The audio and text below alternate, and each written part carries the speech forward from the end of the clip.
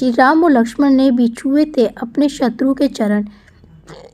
जब श्री राम रावण का युद्ध शुरू होने वाला था, तब श्री राम ने कहा कि मैं युद्ध शुरू होने से पहले लंका विजय के लिए एक यज्ञ करना चाहता हूँ और उसके लिए मुझे एक महापंडित चाहिए जो शैव अर्थात मेरी तरफ वैष्णव होना चाहिए।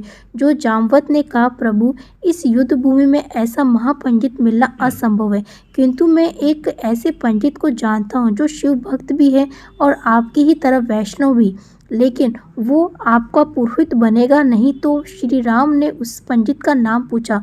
जामवंत ने कहा, उसका नाम रावण है। थोड़ी देर चुप रहने के बाद श्री राम ने कहा, आप लंका जाइए और रावण से कहिए, क्या वो मेरे पुरोहित बनेंगे? तब जामवंत लंका रावण के पास जाते हैं और कहते हैं कि हे महापंडित रावण, मेरे साथ 2 लोग हैं जो आपसे यज्ञ करवाना चाहते हैं, क्या आप उनका पुरोहित होना स्वीकार करोगे? तो रावण ने बिना हाँ ना कहे पूछा, कहीं आप अयोध्या से निर्वासित राजकुमारों की बात तो नहीं कर रहे हैं? तो जामवंत ने कहा, हाँ। फिर रावण ने एक प्रश्न किया, क्या यज्ञ का उद्देश्य लंका विजय है?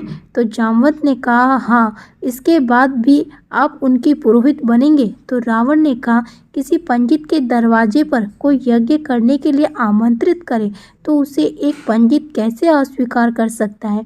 आप उनसे कहिए, मैं उनका पुरोहित बनने को तैयार हूँ। तब रावण नवग्रहों को बुलवाया और उनसे यज्ञ के लिए शुभ मुहूर्त निकलवाने को कहा और रावण ने जामवंत से कहा कि अगले दिन सुबह 5 बजे का मुहूर्त है, अपने स्वामी को बता देना। तब जामवंत ने कहा कि पूजा की सामग्री भी बता दीजिए।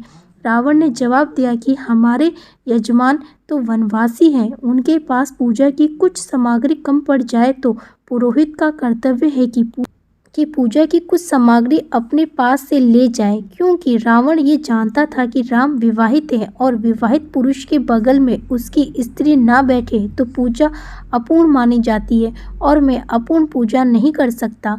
इसके बाद जामवंत चले गए और रावण अशोक वाटिका में सीता के पास गया और सीता से कहा कि तुम्हारा पति एक यज्ञ करने वाला है जिसमें मैं उसका पुरोहित हूँ।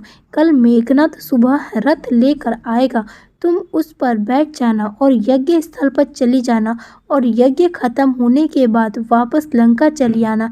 इसके बाद रावण सुबह यज्ञ स्थल पर पहुंचा तो राम और लक्ष्मण ने अपने पुरोहित के पैर छुए और रावण ने आशीर्वाद दिया। रावण ने यज्ञ शुरू होने से पहले राम से पूछा कि तुम्हारी पत्नी कहाँ है? तो राम ने कहा कि पुरोहित जी, उनका हरण हो गया है। तब रावण ने कहा कि मैंने तो पहले ही कहा था कि अगर मेरे यजमान के यज्ञ में पूजन की कुछ सामग्री कम पड़ जाए तो पुरोहित का कर्तव्य है कि उसको उपलब्ध करवाए। तब उसने मेघनाथ से कहा कि पुत्र, सीता को राम के बगल में बिठा दो। सीता को उनके बगल में बिठाकर रावण ने यज्ञ पूर्ण की और एक शिवलिंग की स्थापना की और नाम रखा रामेश्वर, अर्थात राम ही ईश्वर है और ईश्वर ही राम है। यज्ञ पूर्ण होने के बाद राम ने रावण से कहा कि पुरोहित जी, दक्षिणा तो बताओ कि आप क्या लेंगे? तो रावण ने कहा कि यजमान, समय आने पर ले लूँगा। राम ने कहा, ठीक है आचार्य, परंतु बता तो दीजिए आपको क्या चाहिए, तब पता नहीं मैं उस समय आपको दक्षिणा देने की स्थिति में रहूं या नहीं।